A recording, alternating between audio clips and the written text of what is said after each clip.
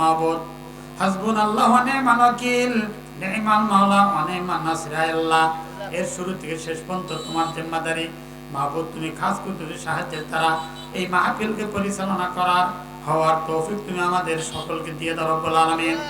আয় আল্লাহ, অত্র এলাকার কোরআনের মাহফিল, অসংখ্য তোমার বান্দারা মেলার ভিতরে বিভিন্ন জায়গায় ঘোরাফেরা করতেছে মাহবুব, তুমি তোমার বান্দাদেরকে মাহফিল মুখী করে দাও রব্বুল আলামিন।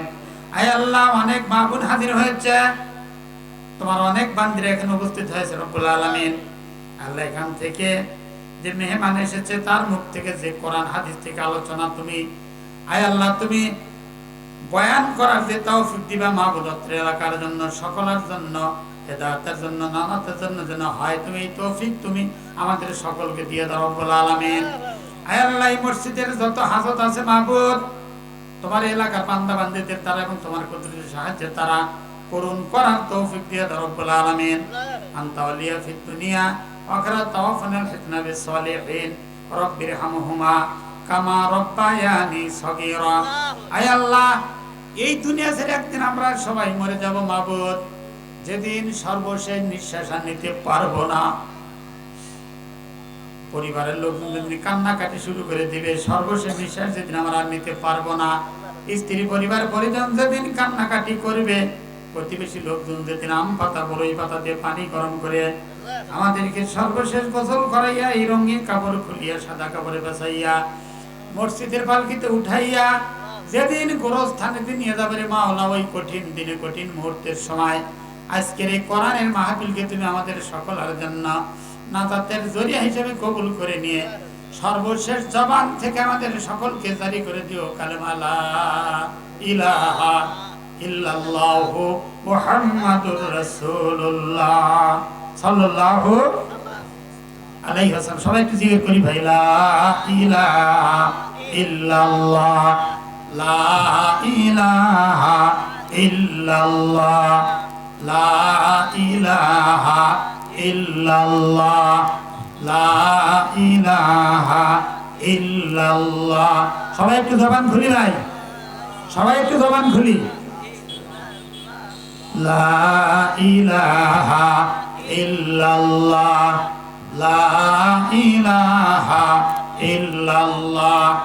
এই কালেমার জপমালা, এই কালেমার জপমালা, কাজে লাগবে তোর মরণ বেলা। এই কালেমা জপিলে তোমার আমার, এই কালেমা জপিলে তোমার গোর হবে উজালা। লা ইলাহা ইল্লাল্লাহ, লা ইলাহা ইল্লাল্লাহ, লা ইলাহা ইল্লাল্লাহ। দেখো মাওলার কি খেলা, দেখো মাওলার কি খেলা, ডাঙ্কা বাজে কারবালা, মাঝখানেতে হোসাইন খারা ছুড়ছে রক্তের ফোয়ারা।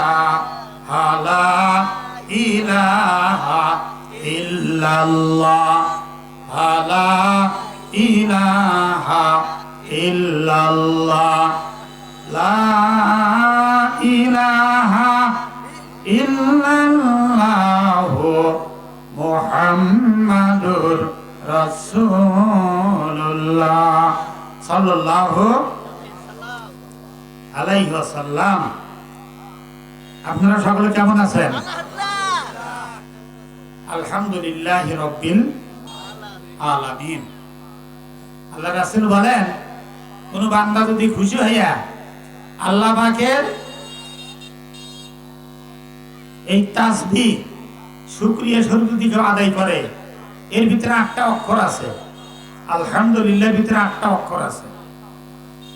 এই শব্দটা যদি কেউ অন্তর থেকে খুশি আদায় করে, আল্লাহ রাসূল বলেন এই 8টা অক্ষর সম্বলিত বাক্য যখন বান্দার মুখ থেকে বের হয়, সাথে সাথে ওই বান্দাদের জন্য আল্লাহ পাক 8টা জান্নাতের দরজা খুলে দেয়। কিন্তু শর্ত হলো ঈমান সহকারে বলতে হবে, ঈমানি হালতে বলতে হবে। আমরা ইনশাআল্লাহ সকল ইনশাআল্লাহ ঈমানি হালতে আছি, কি গান? একদিক দিয়ে কোরআনের মাহফিল মসজিদকে কেন্দ্র করে, আর একদিক দিয়ে আমরা মুসলমান জাতি, কি গান? তারপরে ঈমানি হালতে আমরা সবাই আরেকটা বার একটু আল্লাহর শুকরিয়া আদায় করি, সবাই একটু বলি জোরে সোরে আলহামদুলিল্লাহ। দরুদ ও সালাম মানবতার মহান শিক্ষক, সর্বকালের সর্বযুগের সর্বশ্রেষ্ঠ মহামানব, মানবকুলের পরম বন্ধু, নবীকুলের মহাসম্রাট, আখিরি জামানার পয়গম্বর, আশরাফুল আম্বিয়া, নূরে মুজাসসাম জনাবে মুহাম্মদ রাসূলুল্লাহ সাল্লাল্লাহু আলাইহি ওয়াসাল্লামের পুত পবিত্র আত্মার প্রতি দরুদ সালাম। সম্মানিত হাজিরিন, আজকের এই ভিটারছড়া জামে মসজিদ কমিটি কর্তৃক, এলাকা কর্তৃক আয়োজিত ইসরায়েলের সব সভা সম্মানিত সভাপতি মহোদয়, বড় ভাই আলহাজ ইঞ্জিনিয়ার মোহাম্মদ আনসার আলী সাহেব, আমাদের আপনাদের গৌরব এলাকার শালভার কৃতি সন্তান ইঞ্জিনিয়ার আনসার আলী সাহেব, সহসভাপতি অত্র ভিটারছড়া মসজিদে দায়িত্বে আছে মোহাম্মদ আবু বকর মন্ডল, আমাদের সকলের মুরব্বী, শ্রদ্ধেয় মুরব্বী, সহসভাপতি মোহাম্মদ ইউসুফ আলী, শালভার মাদ্রাসার সম্ভবত শিক্ষক, স্বত্বাধিকারী আনিকা আফিফা ট্রেডার্স শালভা। প্রধান অতিথি আমাদের আপনাদের শ্রদ্ধেয় ব্যক্তিত্ব, শালভা গ্রামের গৌরব বড় ভাই আলহাজ মোহাম্মদ আব্দুল আজিজ সাহেব, এফসি এমএ, আপনারা জানেন চেনেন। প্রধান মেহমান জনাব মোহাম্মদ শাহাদত হোসেন, আমার ভাগিনা, আপনাদেরই শালভা গ্রামের মোল্লাপাড়ার আশকর মোল্লার ছেলে। আমন্ত্রিত অতিথি বর্গ, বরেণ্য অতিথি, প্রধান মেহমান কারি মাওলানা আবু আইব আনসারী, ধর্মীয় আলোচক, চ্যানেল 24 ঢাকা। স্টেজে ছিল আমাদের এলাকার গৌরব, অনেক হাফেজ আলেম ওলামা হয়েছে বর্তমানে, তারা ছিল, তারা হয়তো প্রধান বক্তার সাথে দেখা করতে গেছে। সামনে আপনারা উপস্থিত আছেন অত্র এলাকার শালভা থেকে, বলমারি থেকে, ভাতারিয়া থেকে, বেড়েবাড়ি থেকে, পান্তাবাড়া, সুবলি থেকে, সুগাল থেকে আগত আমার ইসলাম প্রিয় দিন দরদি মুরব্বিয়ানে কেরাম, সমবয়স্ক ভাইরা, সেনের কচি কাঁচা পর্দার অন্তরালে মা এবং বোনেরা, আল্লাহ পাক আমাদেরকে আপনাদেরকে এ পর্যন্ত সুস্থ রেখেছেন। অনেক মানুষ দেখেন বিছানায় অসুস্থ আছে। গত বছর এই সময় আমার এখানে বসেছিল এই মাহফিলে এই যে ভিটারছড়া ইয়াসিন মন্ডল, ছেলেকে জিজ্ঞাসা করলাম, বললো বিছানায়, এখন পেশাব পায়খানা সম্ভবত বিছানাই করে, আজ সে আসতে পারে নাই। এরকম অসংখ্য, ওনার নাম জানা আছে বিদায় করলেন। আল্লাহ পাক তো আমাকে আপনাকে করতে পারতো এরকম, তা না করে আল্লাহ পাক সুস্থতা নিয়ে কোরআনের মাহফিল আল্লাহ পাক আসার তৌফিক দিয়েছেন। এটা কি আমাদের জন্য আনন্দের বিষয় নয়? অবশ্যই আনন্দের বিষয়। এই জন্য আমরা সবাই আবার একটু বলি আলহামদুলিল্লাহ। সম্মানিত এলাকাবাসী, আমরা সবাই প্রতিবেশী, গ্রামবাসী। আমি আপনাদের প্রতিবেশী, আপনারা আমার প্রতিবেশী। শালভা, ভিটারছড়া, বলমারি, গজারিয়া, ভাতারিয়া, পান্তাপাড়া, সুবলির যে সমস্ত ভাইরা বাজারের ভিতরে দোকান পাটে ঘোরাফেরা করতেছি, ভাই, আমি আপনাদেরকে বিনীত আহ্বান করি, যেহেতু মাহফিলে আসছেন, একটু কিছু সময় আপনাদেরকে আমি আহ্বান জানাই, আপনারা কিছু সময়ের জন্য হলেও মাহফিলে চলে আসি ভাই।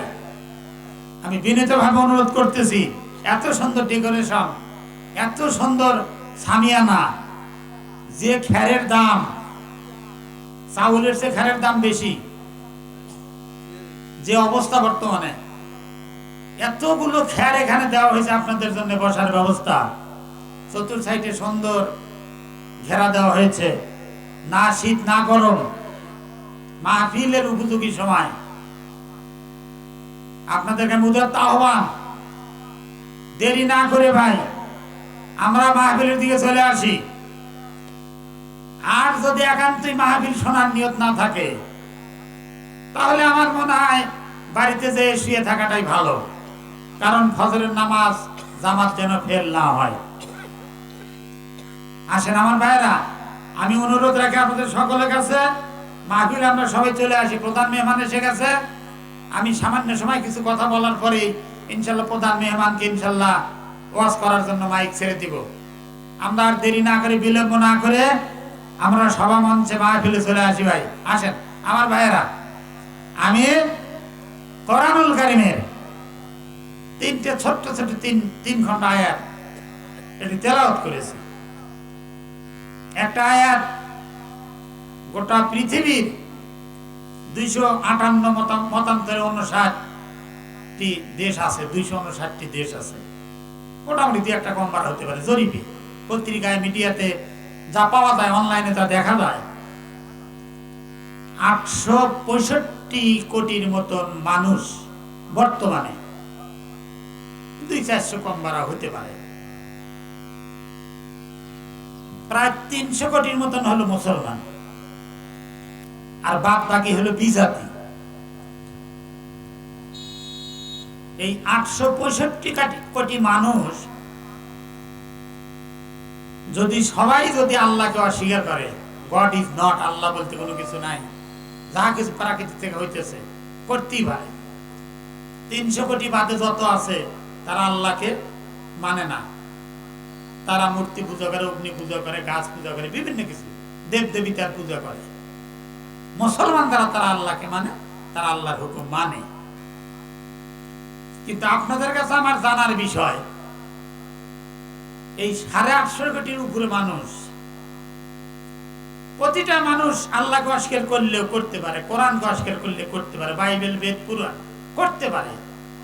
কিন্তু কোরআনুল কারীমের 6666 মতান্তর কিছু কম বাড়া আছে, প্রতিটা আয়াতকে অস্বীকার করলেও কোরআনুল কারীমের কিন্তু একটা আয়াতকে কিন্তু বিজাতি সহ এই 850 কোটির মতন মানুষ সবাই কিন্তু স্বীকার করে। সে আয়াতটা কিন্তু আমি আপনাদের সামনে পাঠ করছি। সে আয়াতটা হলো কুল্লু নাফসিন যায়িকাতুল মউত। এই আয়াত কিন্তু সবাই স্বীকার করে, বিধর্মী কন, বৌদ্ধ কন, খ্রিস্টান কন, নাসারা কন, বিজাতি কন, যাযাবার কন, উপজাতি কন, মেথর কন, ডোম কন, চারাল কন, কুলি, শ্রমিক, মজদুর, প্রাইম মিনিস্টার, রাষ্ট্রপতি থেকে শুরু করে সমস্ত মানুষ কিন্তু আল্লাহকে অস্বীকার করলে ওই কোরআনুল কারীমের আয়াতকে কিন্তু তারা এক বাক্যে স্বীকার করে। কি জন্য স্বীকার করে? বিশ্বাস আছে যে না, জীবন যেহেতু আল্লাহ পাক দিছে আমাকে, এই জীবনের অবসানে একদিন না একদিন আল্লাহ পাক করবে, আমাকে কবর নামক দরজা দিয়ে হয় জাহান্নাম না জান্নাতে আমাকে যেতে হবে। এটা কিন্তু প্রতিটা মানুষ স্বীকার করে। বিধর্মী তারা বল না বাবু, মৌত একদিন আছে। দেখছেন, মুসলমান তো আমরা স্বীকার করি। আমার ভাইরা, আমরা যত সহজে স্বীকার করি, এত সহজ কি জীবনটা? এত সহজ? এত সহজ তো না, এত সহজ তো মৃত্যু না। মৃত্যু কি এতই সহজ? আমার ভাইরা, আপনাদের দোয়ায় মক্কা মদিনা থেকে আসলাম, গেছিলাম, আল্লাহ পাক নিছিল। আল্লাহর ঘর দিকে তাকায় থাকলে বুঝছেন, মানে চোখের আর বটগো ভালাবার মধ্যে না, অন্যদিকে তাকাইতে ইচ্ছা হয় না। আল্লাহ রাসূল বলেন, কোন ব্যক্তি যদি আল্লাহর ঘরের দিকে খালি তাকায় থাকে, তাও 20টা রহমত তার উপর নাজিল হয়। সুবহানাল্লাহ, 20টা রহমত তার উপর নাজিল হয়। এবং সে যদি অনর্গল তাকায় থাকে, উমরা তওয়াব করার পরে যে সওয়াব হয় তার সেই সমপরিমাণ সওয়াব ওই ব্যক্তির আমলনামায় ফেরেশতারা লেখে। আল্লাহর নিদর্শন উজিয়ালিন নাস, আল্লাহ পাকের নিদর্শন বাইতুল্লাহ। এই বাইতুল্লাহর পাশে বিশ্ব নবী মুহাম্মদ রাসূলুল্লাহর বাড়ি, এইটা বাইতুল্লাহ, এইটা মুহাম্মদ সাল্লাল্লাহু আলাইহি ওয়াসাল্লামের বাড়ি, ওইটা হলো আবু জেহেলের বাড়ি। আল্লাহ মুহাম্মদ সাল্লাল্লাহু আলাইহি ওয়াসাল্লাম পাশাপাশি আবু জেহেল চাচা। কিতাবে দুই এক হরফ যা পড়ছি দেখে আসলাম, সাথে সাথে মিলাইয়া আপনাদের আশীর্বাদের দোয়ায় ভাই মনের খায়েশ মিটে বেড়াছি ভাই। মক্কা মদিনায় তায়েব মিনায় জবিহুল্লাহ বিভিন্ন জায়গায় আরাফার ময়দান, মানে পরিবেশ আল্লাহ দিছিল, গাড়িও দিছিল মুআল্লিম। খালি দেখলাম মদিনা মনোবরাত থেকে তাকাইলে দেখা যায় যে উহুদ পাহাড়ের হাদিসে পড়ছি শুনছি হাজিদের মুখে যে উহুদ পাহাড় সাক্ষী হয়ে আছে, যে উহুদ পাহাড়ের পাদদেশে আল্লাহ রাসূলের নির্যাতন এবং রক্ত ঝরছিল, দান্দান মোবারক শহীদ হয়েছিল। খালি শুনছিলাম, দেখে আসছি ভাই। আল্লাহ পাক যেন আপনাদেরকেও ন্যায় দোয়া করি। দেখার মতো তাকায় থাকলে অন্যদিকে তাকানোর মন চায় না, সুযোগ হয় না, মনে হয় আরো দেখি আরো দেখি। দেখ আমার ভাইরা, কথা বলতেছিলাম আল্লাহর ঘর মুহাম্মদ সাল্লাল্লাহু আলাইহি ওয়াসাল্লামের বাড়ি, সাথী হলো আবু জেহেলের বাড়ি। ৪৫০০০ বার বিশ্ব নবী আবু জেহেলকে দাওয়াত দিছে, মানে নাই, দাওয়াত গ্রহণ করে নাই। এত নির্যাতন করছে আপনারা জানেন। তারপরেও মা খাদিজাতুল কুবরার অনুরোধ ছিল, আপনাকে আমি অনুরোধ করে বলি আপনি দাওয়াত দেন, কিন্তু আবু জেহেলে কার আপনি দাওয়াত দিয়েন না। আল্লাহ রাসূল বলছিল, খাদিজা আমার প্রতিবেশী, আমার ঘরের সাথে ঘর, আমি তাক দিয়ে দাওয়াত শুরু করি, তুমি যতই না করো আমি তাকে দাওয়াত দিবই। সুবহানাল্লাহ, সুবহানাল্লাহি বিহামদি। দাওয়াত গ্রহণ করে নাই। দাওয়াত গ্রহণ কে করছে ভাই? ইসলামের প্রথম মুয়াজ্জিন বেলাল ইবনে রেবা, হাবশি গোলাম। কোথায় তার বাসা? কত কিলো ভাগে? ৬০০ কিলো ভাগে। হযরতে বেলাল মনিবের কাছে দাম পায় না, মূল্য পায় না, চাকর অনেক আছে, সব চাকরকে থাকতে দেয় উমাইয়া আলাদা ঘরে। হযরতে বেলালের ঠোঁট দুটা মোটা, চেহারা কালো বর্ণ, দাঁতগুলো বড় বড়, হাবশি গোলাম, দেখতে ভালো না। মনিবের কাছে দাম নাই, বলে যে তোর চেহারা খারাপ, তোকে উটের ঘরের ভিতরে তোকে থাকতে হবে, আর অন্যান্য চাকররা থাকে হইলে ফাঁকে আলাদা করে। ইতিহাস বলে, ইতিহাস সাক্ষী দেয়, আবু জেহেল দাওয়াত গ্রহণ করলো না। হযরতে বেলাল রাত্রিতে উটের পেশাবের এত গন্ধ, বুঝছেন, উটের আশেপাশে, পেশাবের আশেপাশে মানুষ থাকতে পারে না, এত দুর্গন্ধ। সেই উটের ঘরে হযরত বেলালকে থাকতে দেয়। হযরত বেলাল রাত্রিতে কি যেন ভাবে, খেদমত করে উট, তারপরে দুম্বা, ঘোড়া, এগুলোর খানা পিনা, এগুলোর পেশাব পায়খানা সাফ করা, আর কি যেন ভাবে, আকাশের দিকে তাকায়। আমি মনিবের কাছে দাম পাই না, মনিব আমাকে দাম দেয় না, অন্যান্য চাকরদেরকে দাম দেয়, আমি হাবশি গোলাম, আমি তো একজনের সৃষ্টি। দেখেন মনের ভিতরে হেদায়েত কাহাকে বলে, দেখেন বিশ্বাস কাহাকে বলে, দেখেন আন্তরিকতা কাহাকে বলে। হযরতে বেলাল মনে মনে চিন্তা করে, আয় আল্লাহ, হঠাৎ করে মুখ দিয়ে আল্লাহ বের হয়েছে, হঠাৎ করে আমি দাম কিভাবে পাবো? কার কাছে গেলে আমি দাম পাবো? এই আকাশ, এই চন্দ্র, সূর্য অতিবাহিত হইতেছে, ডোবে ওঠে। নিশ্চয় এর একজন পরিচালক আছে। দেখেন হেদায়েত কিভাবে আসে। দেখে এই বিস্তৃত আকাশ, খুঁটিবিহীন। এই সামিয়ানা কয়েকটা খুঁটি আছে, খুঁটি না থাকলে পড়ে যাবে। আরে বিশাল আকাশ, কোনো খুঁটা নাই, এর তো নিশ্চয় একজন পরিচালক আছে। এই চিন্তাটা রাত্রিতে উর্দুম্বার পাশে নামাজের শুরুতে বসে মনে মনে কি যেন ভাবতেছে। ইতিমধ্যে কে যেন কানে কানে বলতেছে, বেলাল, তুমি যদি দাম পাইতে চাও, আব্দুল্লাহর বেটা ইতিম ছেলে মুহাম্মদ রাসূলুল্লাহ তার দলে ভর্তি হয়ে যাও, তাহলে তুমি দাম পাইবে। ঘটনা আপনারা জানেন আমার ভাইরা, ঘটনা বলা মাকসাদ না। হেদায়েত এমনই জিনিস, জোরাজুরি করেও হয় না, টাকা পয়সা দিয়েও হয় না। হেদায়েত আলাদা জিনিস। এইবার হযরত বেলাল রাতের অন্ধকারে বিশ্বনবী সাল্লাল্লাহু আলাইহি ওয়াসাল্লাম মদিনা মনোবরায় বসে আছে সাহাবীদের নিয়ে। বেলাল চলে আসতেছে। আল্লাহ রাসূল সাহাবীদেরকে বললেন, তোমরা কি খেয়াল করছো? আমি এই দিক থেকে মসজিদ নববীতে গেলে এই চিত্রগুলো ভাসে ওঠে, বুঝছেন ভাই? মনে হয় যে এখনই আসতে হইতেছে ঘটনা। মরকাবায় বসলে, চক্ষু বন্ধ করলে তখন দৃশ্যগুলো সামনে ভেসে ওঠে। আল্লাহ রাসূল বলতেছে, দেখো উমায়ের গোলাম, তার থেকে আমি সুগন্ধি পাইতেছি। সুবহানাল্লাহ বলেন। রাতের অন্ধকারে আল্লাহ রাসূলের দরবারে চলে আসলেন হযরত বেলাল। আল্লাহ রাসূলের দরবারে আসার পরে আল্লাহ রাসূল বললেন, বেলাল, তুমি কিভাবে আসলে বাবা? বিস্তারিত ঘটনা আমার ভাইরা, আমি ঘটনা বলতে চাই না, ঘটনা বলা মাকসাদ না।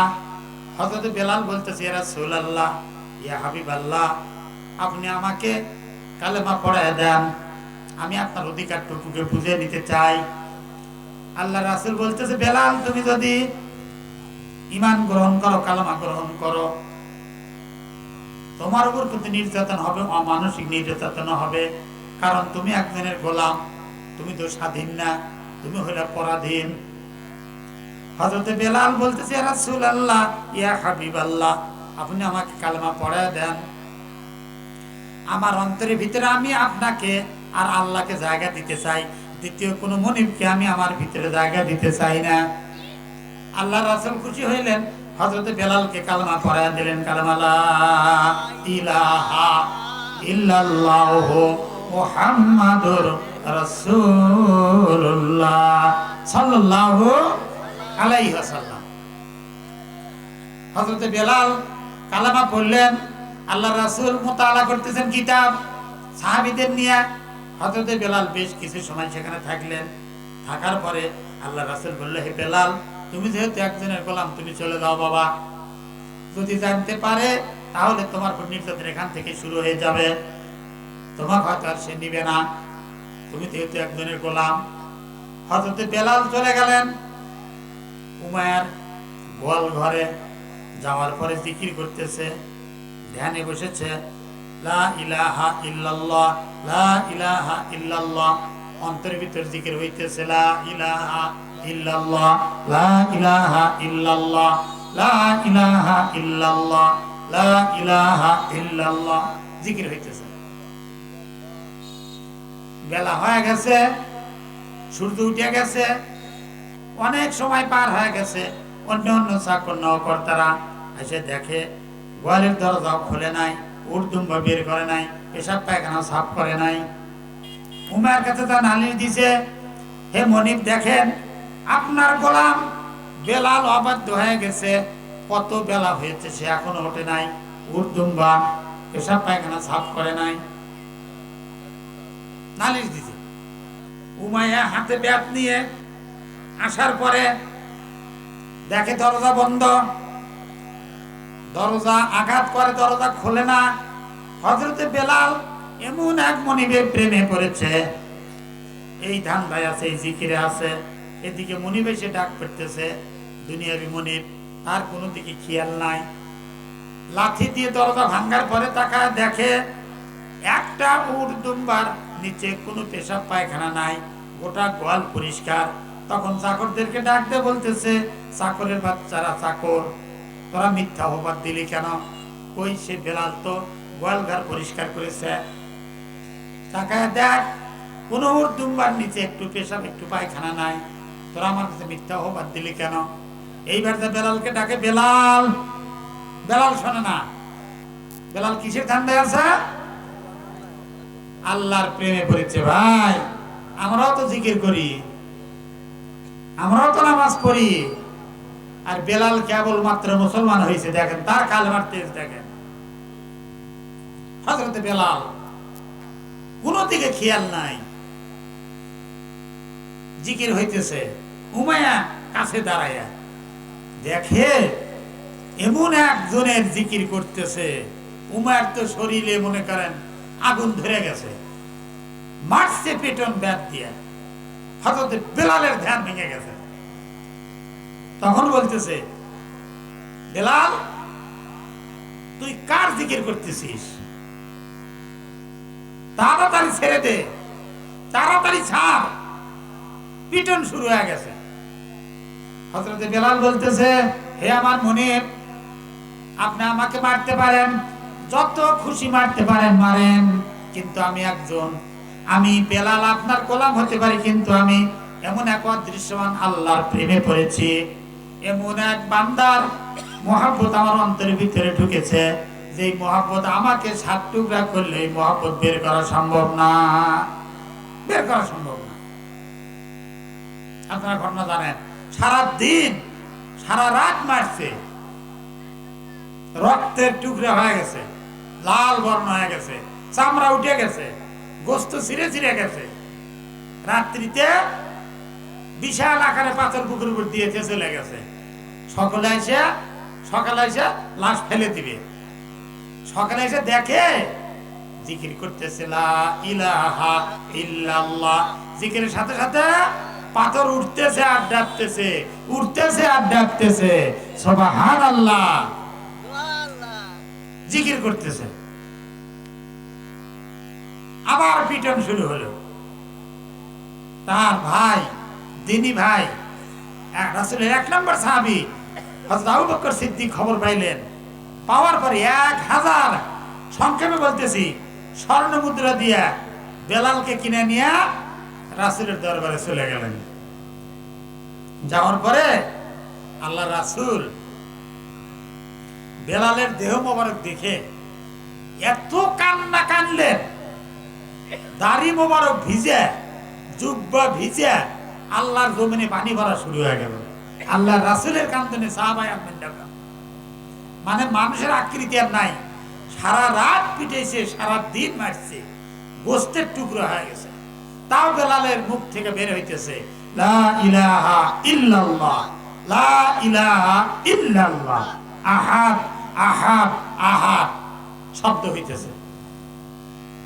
এইবার আল্লাহ রাসূল চোখের পানি মোছার পরে হযরত বেলালকে বুকে জড়ায়া ধরে ডান উরুর উপর বসায়া বলতেছে, বেলাল, আমি তোমাকে বলছিলাম যে তুমি যদি কালেমা গ্রহণ করো তোমার প্রতি অমানবিক নির্যাতন হবে। দেখো বাবা, বেলালের 2টা ঠোঁট মুচকি মুচকি হাসতেছে আর জিকির করতেছে রাসূলের কথা শোনার পরে। সঙ্গে সঙ্গে জিবরাইল আমিন কোরআনুল কারীমের আয়াত নিয়ে নাজিল হইলেন আল্লাহ রাসূলের দরবারে। বিসমিল্লাহির রহমানির রহিম, ইন্নাল্লাযীনা ক্বালু রাব্বুনাল্লাহ সুম্মা ইসতাকামু তাতানাজ্জালু আলাইহিমুল মালায়েকা আল্লা তাকাফু ওয়া লা তাহজানু ওয়া আবশিরু বিল জান্নাতিল্লাতী কুনতুম তুআদুন। কোরআনুল কারীম সূরা নাজিল হয়ে গেল, আয়াত নাজিল হয়ে গেল। আল্লাহ রাসূল বললেন, বেলাল, আমার 1 নম্বর সাহাবী আবু বকর সিদ্দিক মুসলমান হয়েছে, তার উদ্দেশ্যে কোরআন নাজিল, কোরআন আয়াত নাজিল হয় নাই। অন্যান্য সাহাবী মুসলমান হয়েছে, আমার খাদিজাতুল কুবরা মুসলমান হয়েছে, কোরআন আয়াত নাজিল হয় নাই। আর তোমায় মুসলমান হওয়ার জন্য তোমার উপর নির্যাতনের বদৌলতে আল্লাহ পাক কোরআনুল কারীমের আয়াত আমার প্রতি নাজিল করেছে। সুবহানাল্লাহ। কেন? লেখক লেখেন যে হযরত বেলাল ছিল হলো কৃতদাস, আরেকজনের গোলাম ছিল। গোলাম থাকা অবস্থায় মুসলমান হয়েছে, হওয়ার পরে যে নির্যাতন হয়েছে, এই নির্যাতনের বিনিময়ে আল্লাহ পাক জগৎবাসীর জন্য শিক্ষণীয় বিষয় কোরআনুল কারীমের আয়াতকে আল্লাহ পাক আল্লাহ রাসূলের প্রতি এই সময় নাযিল করে দিলেন। আর বললেন যে হাজার কষ্ট হলেও যারা প্রকৃত ঈমানদার হবে তারা এমনই ভাবে ঈমানকে টিকে রাখার জন্য নিজের শরীর কেন সব কিছু বিলীন করে জীবন পর্যন্ত দ্বিতীয় তারা দ্বিধাবোধ করিবে না। এই আয়াতের দ্বারা শিক্ষা। আমার ভাইরা, আজ কোরআনের মাহফিল, মসজিদকে কেন্দ্র করে মাহফিল। এই দুনিয়ার হাকিকত 9:30 বেজে গেল, দেখছেন? প্রধান মেহমান আসার সময় হয়ে গেল। এই দুনিয়ার হাকিকত আল্লামা লেখক লিখেছেন, কিতাবে আসছে 4টা ইট স্বর্ণের ইট আর 3 জন মানুষের মরা দেহ হলো দুনিয়ার হাল হাকিকতের সাথে তুলনা করছে। হযরত ঈসা আলাইহিস সালামের সময়কার ঘটনা। আল্লাহর পয়গম্বর হযরত ঈসা আলাইহিস সালাম দাওয়াতের কাজে সাহাবীদের কিনে যাইতেছে। যাইতে যাইতে জনমানবহীন এলাকা, লোকজন খুব কম কম, বহুদূর পরপর গ্রাম। এক একটা গ্রাম পার হয় 2-3 কিলোমিটার রাস্তা হেঁটে যাওয়ার পরে পুরাতন পুরাতন কবরস্থান। কিছু দূর যাওয়ার পরে দেখে এক কবরস্থানের ভিতরে উপরে মরা মানুষের মাথার খুলি ওই মাটির উপরে আছে। আল্লাহর পয়গম্বর ঈসা রূহুল্লাহ তখন হাতে লাঠি ছিল। এই মরা মাথার খুলির ভিতরে কানের ভিতরে লাঠি ঢুকানোর চেষ্টা করল, কিন্তু এই মাথার খুলির কানের ভিতরে লাঠি ঢুকলো না। তাহলে ফিকে মারলেন। কিছু দূর যাওয়ার পরে আর একটা কবরস্থানের আর একটা মরা মানুষের মাথার খুলি পাইলেন, লাঠি ঢুকাইলেন কানের ভিতরে অনেক কষ্ট করে, ঢুকলো ওই দিক দিয়ে বাইরে হলো। এই মাথার খুলিটাও তিনি ফিকে ফাঁকে মেরে দিয়ে আবার রওনা দিলেন। কিছু দূর যাওয়ার পরে আর একটা কবরস্থানের আর একটা মৃত মানুষের মাথার খুলি পাওয়ার পরে এর কানের ভিতরে লাঠি ঢুকাইলেন, লাঠি ঢুকলো ওদিক দিয়ে বের হলো না। তখন তিনি করলেন কি, আল্লাহর পয়গম্বর ঈসা রূহুল্লাহ এই মাথার খুলিটা নিজের থলের ভিতরে উঠায় নিয়ে সাহাবীদের নিয়ে রওনা দিলেন। বেশ কিছু দূর যাওয়ার পরে বিশ্রাম নিতেছে। ইতিমধ্যে সাহাবীরা তার সাথীবর্গ বলতেছে, হে আল্লাহর পয়গম্বর ঈসা রূহুল্লাহ, আপনি যে রাস্তার ভিতরে যে ঘটনাগুলো ঘটাইলেন আর গুরুত্ব কি আর মাহাত্ম্য কি আর বিস্তারিত ব্যাখ্যা আমরা একটু জানতে চাই। আল্লাহর পয়গম্বর ঈসা রূহুল্লাহ বলতেছে, শোনো, আপনারা শোনেন, প্রথম মাথা যে মাথার খুলির ভিতরে লাঠি ঢুকানোর চেষ্টা করলেন, কোনো ক্রমে ঢুকলো না। এই মাথাওয়ালা মানুষ দুনিয়ায় থাকা অবস্থায় জীবনে কোনোদিন ভালো কথা শোনে নাই, ভালো কাজ করে নাই, ভালো মাহফিলে যায় নাই, যার জন্য তার মাথার ভিতরে আমি রাসূলের মুজিজা স্বরূপ লাঠি ঢুকানোর চেষ্টা করলাম, কিন্তু লাঠি ঢুকলো না। এই মাথাওয়ালা নাজাত পায় নাই, এই জন্য ফাঁকে ফিকে মেরে দিলেন। 2 নম্বর হুজুর 2 নম্বর মাথা খুলি বলে 2 নম্বর মাথার খুলিওয়ালা মানুষ কানের ভিতরে লাঠি ঢুকলো, ওই দিক দিয়ে বাইরে হয়ে গেল। কয় জীবনে যতদিন বেঁচে ছিল ভালো কথাবার্তাও শুনছে, খারাপও শুনছে, এই কান্দে শুনছে, এই কান্দে বাইরে করে দিছে, আমল করে নাই। এই মাথার খুলিওয়ালা মানুষও নাজাত পায় নাই, জাহান্নামে আছে। এই জন্য তার মাথার খুলি আমি ফিকে মেরে দিলাম। বলে টোপলার ভিতরে নিয়ে আসলেন 3 নম্বর ঘটনার মাথা। 3 নম্বর ঘটনার মাথাওয়ালা ব্যক্তি কানের ভিতরে লাঠি ঢুকলো, ওই দিক দিয়ে বের হয় নাই। এই লোকটা দুনিয়াতে বেঁচে থাকা অবস্থায় ইমানি হালতে নেক কথা শুনছে, নেক আমল করছে, যার জন্য কানের ভিতরে লাঠি ঢুকলো, ওই দিক দিয়ে বের হলো না। এই মাথাওয়ালা ব্যক্তিটা আল্লাহ পাক তাকে নাজাত দিয়েছে, আল্লাহ পাক তাকে জান্নাতে দিয়েছে। এই জন্য তার মাথার খুলিটা আমি ব্যাগের ভিতরে উঠায় নিয়ে আসছি তোমাদের শিক্ষণীয় বিষয়ের জন্য। আমার ভাইরা, আর একটা উদাহরণ, 4টা ইট, এই দুনিয়ার হাকিকত। 4খানা ইট, সোনার ইট, আর 3জন মানুষ। বনি ইসরায়েলের সময়কার ঘটনা। বনি ইসরায়েলের সময়কার এই ঘটনা আল্লামা লেখক লেখেন, 3 ব্যক্তি সফরে বের হয়েছে, 4টা স্বর্ণের ইট পাইছে। 3 ব্যক্তি 4 পিস স্বর্ণের ইট পাইছে। এখন এরা কিছু দূর যাওয়ার পরে ক্ষুধায় অস্থির, পাশে বাজার আছে, একজনকে বলছে যে টাকা দিয়ে বলছে তোমরা একটু বাজারে দাও, আমাদের উভয়ের জন্য কিছু খাদ্য কিনে নিয়ে আসো, আমাদের খুব ক্ষুধা লাগছে। 2 ব্যক্তি পরামর্শ করে 1 ব্যক্তিকে পাঠায় দিচ্ছে টাকা দিয়ে। এই ব্যক্তি গেছে, এই বাজারে যায় চিন্তা করতেছে আমি তো খাদ্য নিয়ে যাবো, মানুষ হলেন 3 জন, ইট হলো কয়টা?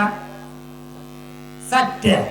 একটু কথা বলেন, আমার কথা তো বোঝার কথা, কারণ আমি আপনাদেরই একজন, গ্রামের ভাষায় কথা বলি আমি। ওয়াজ ইনশাল্লাহ করবে, প্রধান মেহমান আছে। ইট হলো 4 পিস, মানুষ হলো কয়জন? 3 জন। এখন যে খাদ্য কিনতে গেছে চিন্তা করতেছে মানুষ 3 জন, স্বর্ণের ইট হলো 4 পিস, ভাগ করাও তো ভাগ।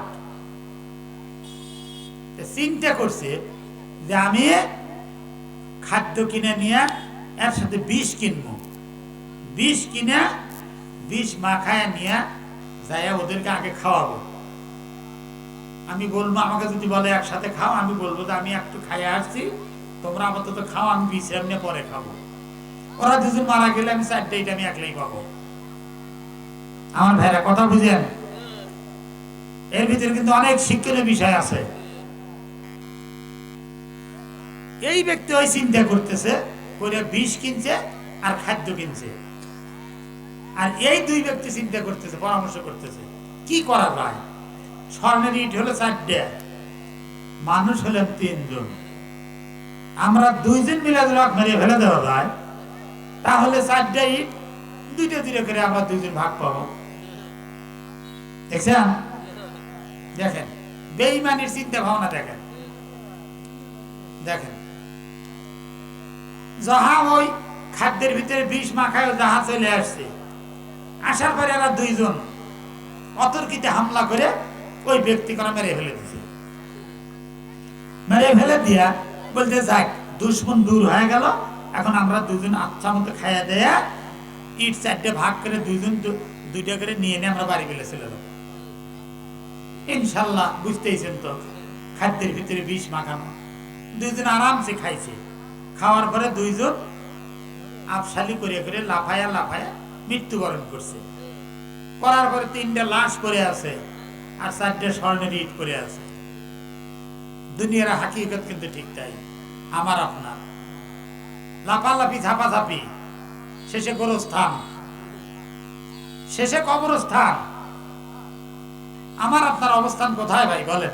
কত পরিবর্তন দেখেন, এই 20 সালের পর থেকে কত পরিবর্তন হয়ে গেল, তারপরও কি মানুষের হুঁশ হইল না?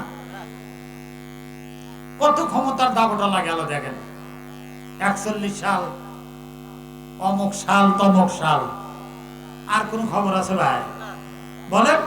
আমি আপনি এখানে আছি, আমার আপনার খবর 2 সেকেন্ড পর কি হবে আমি আপনি বলতে পারবো? বলতে পারবো না, আমি আপনি বলতে পারবো না। এই কথাটাই যদি কোনো মানুষ চিন্তা করে তাহলে তো মানুষ হেদায়েত পেয়ে যায়।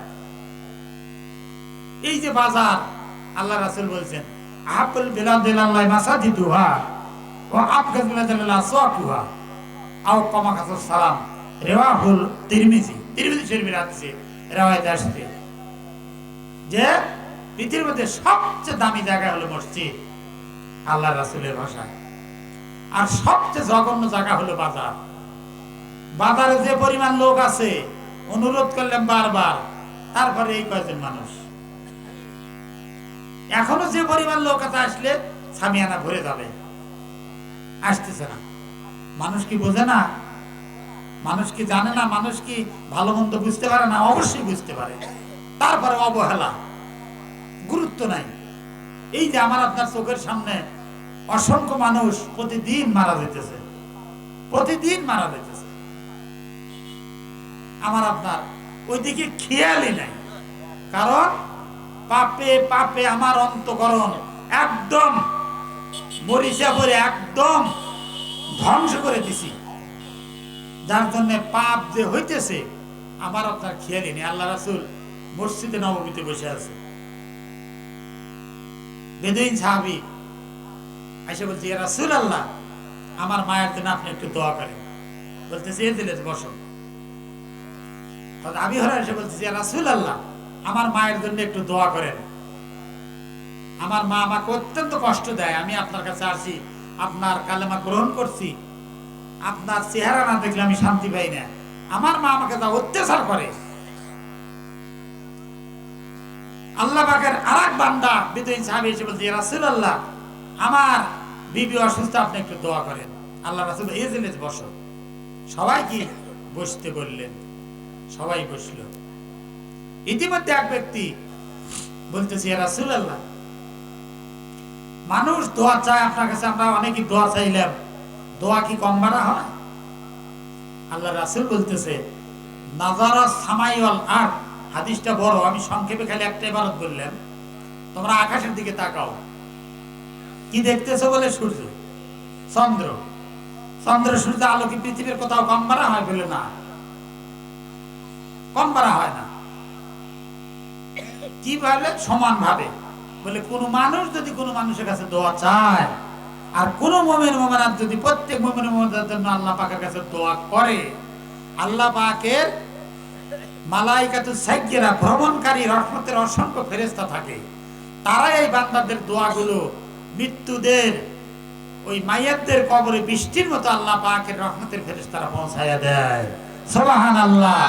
আমার ভাইরা, আজ ভিটার ছড়া এই মসজিদকে কেন্দ্র করে মাহফিল। আপনারা জানেন এই মসজিদ যারা প্রতিষ্ঠাতা করেছিল ভাই, তারা আজ অধিকাংশ মানুষই দুনিয়া ছেড়ে চলে গেছে। মরহুম আকবর মন্ডলের জায়গায় মসজিদ, জমিতে মসজিদ, সে নাই। সোনাউল্লাহ মামা, সেও মারা গেছে, দেখেন। এবং এই পাড়াতে এই যে সানমিয়ার বাপ আফসার, আমাদের মুরব্বী, তারপরে আরো অনেকেই মারা গেল। এখন আছে আমাদের মধ্যে মুরব্বী বক্তা মন্ডল মামা আছে। এই মসজিদের যাবতীয় দায় দায়িত্ব দেখেন। আজ 17 দিন হলো এই মাহফিলের জন্য দৌড় ঝাঁপ, এই চাউল তোলা, এই হাড়ি চান্দা ধরা, এই লোকজনকে টাকা মিটিং করা, এই পর্যন্ত ধীরে ধীরে ধীরে ধীরে আস্তে আস্তে আস্তে আস্তে 1987 সালে প্রথম এই মসজিদ, এখানে তখন একটা বাড়ি ঘর ছিল না, এখানে 2টা বাড়ি করে, আর ওই মূল দক্ষিণে দেরাত ভাই বাড়ি করে, এই 3টা বাড়ি হয়। তখন এই মসজিদ এখানে স্থাপন করা হয়, প্রথম এই মসজিদ। এই মসজিদে প্রথম আমাকে সাথে রাখে, আমি প্রথম খুতবা দিয়ে দেই সেই মসজিদ। এই মসজিদ আজ দেখেন 87 সালের থেকে ধরেন 12 বছর আর হলো 25 বছর, 37 বছর। দেখছেন কত বছর পার হয়ে গেছে। আজ কত সুন্দর মসজিদ আপনারা করছেন, পাকা রাস্তা হয়ে গেছে, মন ভরে যায়। যখন আমি এখন তো গ্রামে থাকি না, থাকি একটু ভাগে, যখন গ্রামে আসি এখান থেকে যাতে আমি মসজিদে নামাজ পড়ি, 1-1.5 কাতার মুসল্লি মোটামুটি হয়। দেখছেন ভালো মুসল্লি হয় মসজিদে। এখানে ওই পুকুর পাড় থেকে মানুষ আসে, এই শালবার, এরা নামাজ পড়বার আসে এই মসজিদে। আমার দেখে ভালো লাগে। এটা আসরুদ্দি কাকা, আলিমুদ্দি কাকা, আমার এই যে ভাইস্তে রবিউল কাকা, তারপরে যে ইনুস ভাই, ওরা ওই 5 ওয়াক্ত নামাজ আমি দেখি এই মসজিদে এসে পড়ে। এটা আশরাফ আলী ভাই, আর ওই যে সব মারা গেল, আমি নাম মনে নাই, তারপরে যে রাজ্জাক ভাই আসে, ওই সেই পুকুর পাড়ার থেকে আসে এই মসজিদে। কত সুন্দর মসজিদ। আল্লাহ পাক এখানে আপনাদের আমাদের ভাগ্যে লাগছে। যে এলাকায় মসজিদ মাদ্রাসা হয়, ওই এলাকায় আল্লাহ পাকের খাস রহমত নাজিল হয়। আজ 20 বছর আগের চিত্র দেখেন, 15 বছর আগের চিত্র দেখেন, আর এখনকার চিত্র দেখেন। আল্লাহ পাক আপনাদের আমাদের উপরে সুদিন ফিরে নিয়ে আসছে। আজ অভাবী মানুষ আর নাই, গরিব মানুষ আর কিন্তু নাই সমাজে। দেখেন আল্লাহ পাক সবাইকে, এই যে বাড়িতে বসে খানা খেলেন, কি সুন্দর বাড়ি করছে, দেখছেন কি গর্জিয়াস বাড়ি করছে, দেখেই মানে আশ্চর্য, এত ভালো লাগলো, আমার এত খুশি হলাম। দেখেন এই সমস্ত সলবল কিছুদিন আগে তাকর থাকলো, কাম করলো মানুষের বাড়ি। দেখ কত সুন্দর বাড়ি করছে, প্রতিটা বাড়ি ইটার হইতেছে। আল্লাহ পাকের রহমে মসজিদ, আমাদের এই যে মুরব্বী এখানে ইঞ্জিনিয়ার আনসার আলী ভাই যথেষ্ট সহযোগিতা আছে এই মসজিদে। আমি জানি আপনাদের সহযোগিতা আছে, এবারও আপনাদেরকে সহযোগিতা করতে হবে। মসজিদের আরো অনেক সমস্যা আছে ভাই, এখনো অনেক কাজ বাকি আছে, সেগুলো করতে হবে। এই উদ্দেশ্য নিয়ে আজকের এই মাহফিল। অত্র এলাকার, অত্র এই মহল্লাবাসীদের অসংখ্য মানুষ এখানে বাড়ি করছে। অনেক মানুষ জুমার দিনে ইমাম সাহেব বলে মসজিদ ভরে যায়, এবং 5 ওয়াক্ত নামাজে, ফজরের নামাজে, জহর, আসর, মাগরিব, এশায় 1-1.5 কাতার করে মুসল্লি অনর্গল হয়। আমি সেদিন আসতে দেখি 2.5 কাতার মুসল্লি হয়েছে মাগরিবে, 2.5 কাতার এই মসজিদে। এটা তো লক্ষণ ভালো ইনশাল্লাহ। আমি কথা এখন শেষের দিকে নিয়ে আসবো। প্রায় 10টা বেজে আসলো, 9:40 বাজে প্রায়। প্রধান মেহমান চলে আসবে। আমার ভাইয়েরা আশেপাশে যারা আছেন, আমি আবার একটু শেষবারের মতো অনুরোধ করে আপনারা একটু মাহফিলে চলে আসেন, অল্প সময় কথা হবে। আল্লাহ পাকের এক বান্দা রবি ইবনে সুলাইমান, আপনারা ঘটনা জানেন, ওয়াজ শুনছেন আপনারা। এখন তো মানুষ ওয়াজ শোনে না, বুঝছেন? এখন ওয়াজ পায়খানার ভিতরে ওয়াজ হইতেছে, পকেটে ওয়াজ হইতেছে, গরুহাটি ওয়াজ হইতেছে, মুরগিহাটি ওয়াজ হইতেছে, বারবিরি ওয়াজ হইতেছে, রাস্তায় ওয়াজ হইতেছে, গাড়ির ভিতরে ওয়াজ হইতেছে, মানে সব জায়গায় ওয়াজ হইতেছে। ওয়াজ একটা ব্যবসা হয়ে গেছে, বিজনেস হয়ে গেছে, মানুষের শোনার একটা ব্যবসা হয়ে গেছে, কাজ করতেছে, শুনতেছে। এই জন্য ওয়াজের আর ইমেল নাই, ওয়াজের আর গুরুত্ব নাই। আমার ভাইরা, রবি বিন সুলাইমান তিনি হজে যাবে, বাগদাদের ঘটনা। হজের নিয়ত করছে উনি হজের নিয়ত করছে, এবং তার সাথে আরো কতগুলো তার বন্ধু বান্ধব হজের নিয়ত করছে, হজে যাবে। তো যাই হোক, বিভিন্ন জন পরিচিত মানুষ যারা আছে, আত্মীয় স্বজন, তাদেরকে বলতেছে আমি এবার ইনশাল্লাহ হজে যাবো, আমার জন্য আপনারা দোয়া করেন। যার সাথে দেখা হয় এইভাবে বলতে বলতে বলতে বলতে দূরে এক আত্মীয়ের বাড়ি গেছে, যা দেখা সাক্ষাৎ করে। আগের দিনে তো হজ করে আসতে অনেক দিন সময় লাগছে, 3 মাস, 4 মাস, 5 মাস, 6 মাস পর্যন্ত সময় লাগছে। এখন যেমন ডিজিটাল যুগ, প্লেনে উঠলে 6 ঘন্টা, 7 ঘন্টা, 8 ঘন্টা লাগে যাইতে, আসতে 8 ঘন্টা, 8 ঘন্টা, আর থাকা লাগে ওখানে 30 থেকে 32 দিন, এর বেশি নেই। আর উমরায় গেলে লাগে 15-16 দিন, সময় লাগে 8 ঘন্টা, 8 ঘন্টা, 16 ঘন্টা। সেই জামানায় 5 মাস, 6 মাস পর্যন্ত সময় লাগছে, জাহাজে যাওয়া লাগছে, অনেকে হেঁটে গেছে। তো এই আল্লাহর বান্দা রবি ইবনে সুলাইমান হজের নিয়ত করছে, আত্মীয় বাড়ি থেকে আসতেছে, আজ হয়ে গেছে, অন্ধকার অন্ধকার রাত্রি। রাস্তার পাশে দেখে একটা মরা গাধা, বর্ণনা আসছে 2 ধরনের, 3 ধরনের, মরা গাধা অথবা গরু অথবা উটনি। মরা গাধা পড়ে আছে, কে যেন দেখা যায়, একটা মহিলার মতো দেখা যায়।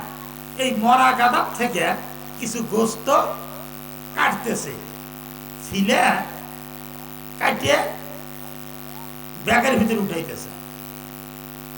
রবি ইবনে সুলাইমান চিন্তা করছে, কি রে, এই রাত্রি বেলায় একদিক দিয়ে মরা গাধা খাওয়া হারাম, আর একদিক দিয়ে মরা গাধা।